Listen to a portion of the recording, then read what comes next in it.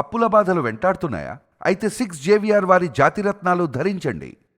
Right, breaking news వస్తున్నాం. మనం TV screen పై రాజమండ్రి అప్పారావు రోడ్లో దారుణం జరిగింది. జిఎస్ఎల్ మెడికల్ కాలేజ్ విద్యార్థినిని ప్రియాంక్ అనే యువకులు కారుతో ఢీకొట్టారు. బుధవారం రాత్రి జరిగిన ఈ ఘటనలో ఆ యువతి తీవ్రంగా గాయపడింది. స్థానికులు వెంటనే పోలీసులకు సమాచారం ఇచ్చిన తర్వాత పోలీసులు స్పాట్కి చేరుకొని ఆ మెడికోని హాస్పిటల్కి తరలించారు. అప్పటికే ప్రియాంకకి బ్రెయిన్ డెడ్ అయినట్లు వైద్యులు గుర్తించారు. దీంతో ఆమెకు మెరుగైన వైద్య చికిత్స కోసం హైదరాబాద్కు కుటుంబ సభ్యులు తరలించారు. ఈ ఘటన ప్రకాష్ నగర్ పోలీస్ స్టేషన్ పరిధిలో జరిగింది. ఈ ఘటనపై పోలీసులు కేసు నమోదు చేసి దర్యాప్తు చేపట్టారు. సో ఈ ఘటనకు బాధ్యులైన ఇద్దరు యువకుల్ని పోలీసులు అదుపులో తీసుకున్నారు.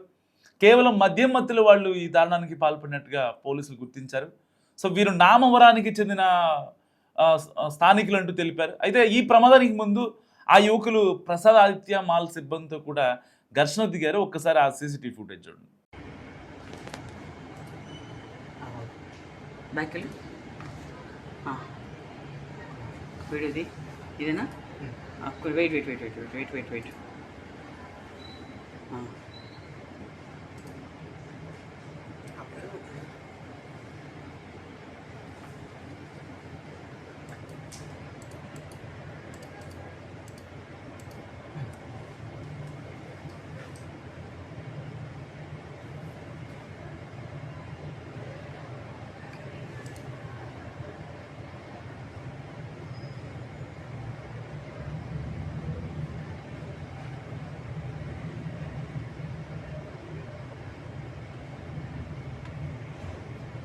అయితే మీరు మరంటి స్క్రీన్ పై చూస్తున్నారో ఆ సీసీటీవీ ఫుటేజ్లో ఆ అమ్మాయిని ఆల్రెడీ ఆ బైక్కి డాష్ ఇచ్చి మళ్ళీ ఆ తర్వాత ఆ అమ్మాయి వెనక్కి తిరిగి చూస్తే ఏంటని చెప్పి ప్రశ్నించినందుకు లోపలికి వెళ్ళిన తర్వాత అప్పటికే అక్కడ ఉన్న సెక్యూరిటీ సిబ్బంది కావచ్చు, అక్కడ ఉన్న వాళ్ళంతా ఏంటి వీళ్ళు అంటే ఆల్రెడీ బైక్ వెళ్తుంది, ఆ బైక్ ముందు ఇంకొక కారు ఉంది అండ్ మెడికో ప్రియాంక వెనక అయితే వీళ్ళు మద్యం తాగి ఆదిత్య మాల్లోకి ఎంట్రీ ఇస్తున్నారో సినిమా మూవీకి వెళ్ళడం కోసం, సో వాళ్ళు వెనకాల ఉన్నారు.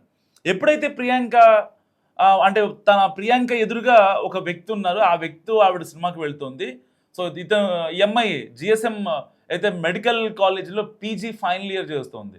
సో వాస్తవానికి కరెక్ట్గా నెక్స్ట్ ఇయర్ ఇంకా ఆల్మోస్ట్ తనకి ఎక్కడో చోట అపాయింట్ అవుతారు, లేదంటే వేరే ఏదైనా ప్రైవేట్ హాస్పిటల్లో తను అపాయింట్ అవ్వాల్సిన నేపథ్యంలో ఇప్పుడు ఆ అమ్మాయి బ్రెయిన్ డెడ్ అయిపోయి 4 గోడల మధ్య నరకయాతన అనుభవిస్తుంది. అసలు ఇంకా ఆ అమ్మాయికి ఒకవేళ లేకపోతే అంటే ఒక నెక్స్ట్ లెవెల్ ఏ ట్రీట్మెంట్లు కావచ్చు, లేకపోతే యుఎస్ డాక్టర్లు చూపించినా, లేకపోతే ఇక్కడున్న అంటే స్పెషలిస్టులకు చూపించినా సరే ఆ అమ్మాయి అంటే కనీసం మనిషిని గుర్తుపట్టే స్థితికి వచ్చిద్దా లేదా అన్నది కూడా డౌటే. వాస్తవానికి సరిగ్గా 2020 డిసెంబర్లో ఇదే ఘటన మనం చూసాం. సరిగ్గా వైజాగ్లో మెడికో అయితే హోమియోపతి డాక్టర్ ప్రియాంకపై కూడా ఇలాగే దారుణంగా వ్యవహరించారు అప్పట్లో.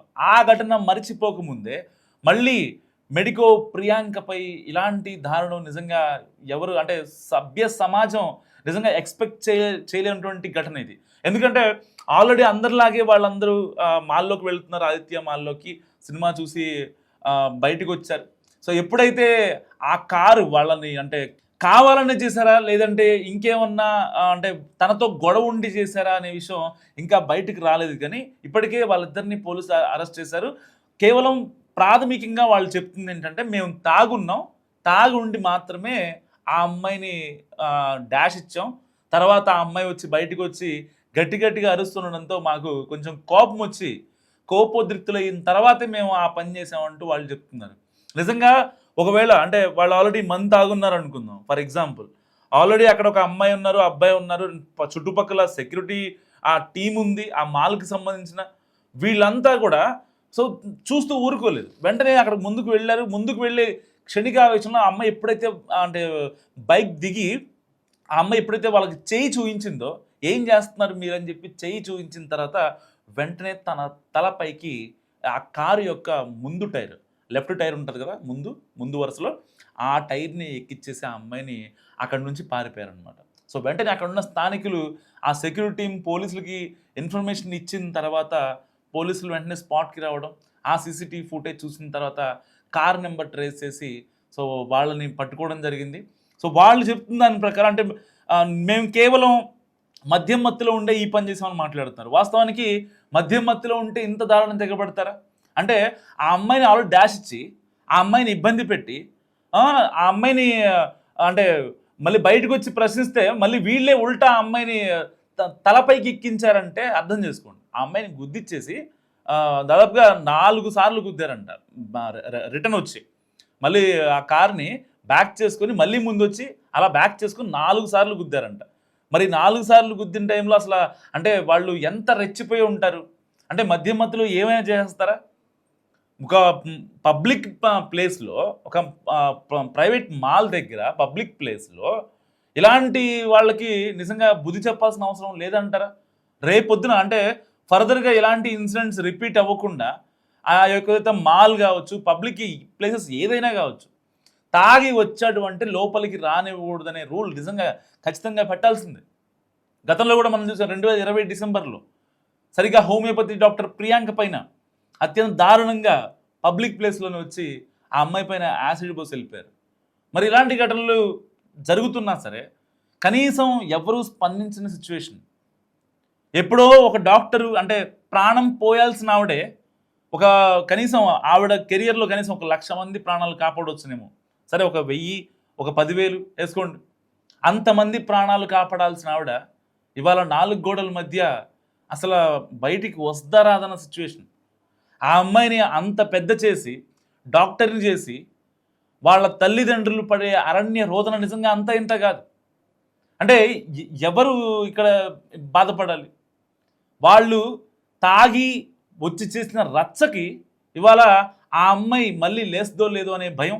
అండ్ వాళ్ళ తల్లిదండ్రులు అంటే ఒక రకంగా చచ్చిన శవంలా ఉన్నారు పాపం వాళ్ళు. ఒక రకంగా లిటరల్గా చెప్పాలంటే హాస్పిటల్ దగ్గర ఏడ్చుకుంటూ ఆ అమ్మాయి ఐసీయూలో ఉంటే డాక్టర్లు వచ్చి అది ఇవ్వాలి, ఇది ఇవ్వాలి, ఆ మెడిసిన్ తీసుకురండి, ఈ మెడిసిన్ తీసుకురండి, ఈ ఇంజెక్షన్ చేయాలని చెప్పి చెప్తుంటే అసలు వాళ్ళ బాధ అంతా ఇంత కాదు. ఏం పాపం చేసింది ఆ అమ్మాయి? ఎవరైనా మిమ్మల్ని ఏమైనా ఇబ్బంది పెట్టిందా? సరే ఒకసారి డాష్ ఇచ్చారు, మీరు తాగున్నారు, మీరు క్షణికావేశంలో చేశారు, ఒక్కసారి ఇస్తారు. 4 సార్లు కార్ని రివర్స్ చేసుకొని మళ్ళీ ముందుకొచ్చి ఆ అమ్మాయి ఎప్పుడైతే కింద పడిపోయిందో, కారు బంపర్ తగిలి ఎప్పుడైతే ఆ అమ్మాయి అలా రోడ్ మీద పడిపోయిందో మాల్ ఆ ఎగ్జిట్ ఎంట్రన్స్ దగ్గర ఆ అమ్మాయి మీద అప్పుడు ఎక్కించారు. ఒకవేళ అంటే ఆ అమ్మాయి మీద కోపం ఉందో లేకపోతే ఇంకోటో సరే వీళ్ళు తాగున్నారు, వీళ్ళకి కోపం వచ్చింది, వీళ్ళకి పని పాటలు లేని ఎదవలు వీళ్ళు, ఏ టైంలో తాగాలో, ఏ టైంలో ఏం చేయాలో, తాగి ఎక్కడికి వెళ్ళాలో, ఏం చేయాలో తెలియని ఎదవలే అనుకుందాం. సో అప్పుడు ఆ అమ్మాయి ఆల్రెడీ ప్రశ్నించింది కాబట్టి డైరెక్ట్గా తలపై ఎక్కిస్తావా? నిజంగా ఇలాంటి వాళ్ళని ఉరి తీయాలి. ఉరి తీయడం కాదు, ఫస్ట్ ఎన్కౌంటర్ చేశారు. అసలు వీళ్ళని ఇలాంటి వాళ్ళని అక్కడ పోలీస్ స్టేషన్లో వచ్చి అరెస్ట్ చేసి మళ్ళీ వాళ్ళకి స్టేషన్ బెయిల్ ఇచ్చి బయటికి పంపించడం, లేదంటే వాళ్ళతో స్టేషన్ బెయిల్ రాకపోతే మళ్ళీ బెయిల్ మీద బయటికి రావడం, ఈ వీళ్ళని కోర్టుకి హాజరుపరచడం, రిమాండ్కి పంపించడం, అక్కడి నుంచి మళ్ళీ వీళ్ళు వెనక్కి రావడం, వీళ్ళ కోసం వేరే వాళ్ళు ములకత్తవ్వడం వచ్చి వీళ్ళు ఎలాగోలా బయటికి రావడం కోసం లాయర్లకి డబ్బులు ఇవ్వడం, వాళ్ళ అమ్మ నాన్న, ఎంత వేస్ట్ ఆఫ్ టైం. ఇలాంటి క్రూయల్ కండిషన్స్లో ఒక ఆడపిల్ల, అభం శుభం తేలిన ఆడపిల్ల వాళ్ళ అమ్మ నాన్న పరమావధిగా భావించి ఇన్నాళ్లుగా ఆ అమ్మాయి ఎన్నో ఇబ్బందులు పడి మొత్తం తన మెడిసిన్ మొత్తం కంప్లీట్ చేసిన తర్వాత ఫైనల్ స్టేజ్లో ఎక్కడో చోట అపాయింట్ అవ్వాల్సిన సిచ్యువేషన్లో ఆ అమ్మాయి 4 గోడల మధ్య అసలు కనీసం మనిషిని చూడగలిగిద్దా లేదా, లేదంటే రేపొద్దున పరిస్థితి ఏంటి, అసలు ఇంకా లైఫ్ లాంగ్ ఇంకా ఇలాగే ఉండిపోవాలా? అమ్మాయికి బ్రెయిన్ డెడ్ అయింది పాపం. నిజంగా ఆ అమ్మాయి చేసిన తప్పేమన్నా 1% అని ఉందా? అమ్మాయి తప్పు 1% కూడా లేని సిచ్యువేషన్లో ఇలాంటి యాదృచ్ఛికమైన కోఇన్సిడెన్స్ అయినా ఏదైనా సరే చాలామంది అనుకోవచ్చు, అనుకోకుండా చేశారా వాళ్ళు, అనుకోకుండా తాగొస్తారా పబ్లిక్ ప్లేసెస్కి, అనుకోకుండా తాగొచ్చి అనుకోకుండా అమ్మాయిని గుద్దుతారా? అంత దారుణంగా ఆ అమ్మాయిని ఇబ్బంది పెట్టాల్సిన అవసరమే ఉంది. కేవలం ప్రశ్నించిన పాపానికి ఎందుకు తను డాష్ ఇస్తున్నావు, ఎందుకు నా వెహికల్ని గుద్దుతున్నావు అని చెప్పి ఆ అమ్మాయి అడిగినందుకే ఆ అమ్మాయిని అత్యంత దారుణంగా 4 సార్లు రివర్స్ చేసుకొని మరి ఆ అమ్మాయిని ఆ భూమి మీద పడుకోబెట్టిన తర్వాత ఆ అమ్మాయి తల మీద నుంచి కారు వెళ్ళిపోయింది. ఎంత నరక యాతన అనుభవించుంటుందో ఒకసారి ఆలోచించండి. అక్కడున్న సెక్యూరిటీ వారిస్తున్నారు, ఏమైంది ఏమైందని చెప్పి, ఎక్కడ వాళ్ళ మీదకి వస్తడం వాళ్ళ భయం. ఇలాంటి క్రూయల్ సిచ్యువేషన్స్లో ఎవరు చేసినా సరే అది ఎంతటి వారైనా నిజంగా వాళ్ళని ఎన్కౌంటర్ చేయాల్సింది ఎట్టి పరిస్థితుల్లో. ఇప్పటికే ఆ కాలేజ్ సంబంధించి ఆ పీజీ విద్యార్థులు ఎవరైతే ఉంటారో ఆ అమ్మాయిలు మొత్తం కూడా రోడ్డు ఎక్కిన పరిస్థితి. ఎట్టి పరిస్థితుల్లో మెడికో ప్రియాంకకి న్యాయం జరగాలంటూ వాళ్ళందరూ ఆవేదన వ్యక్తం చేస్తున్నారు.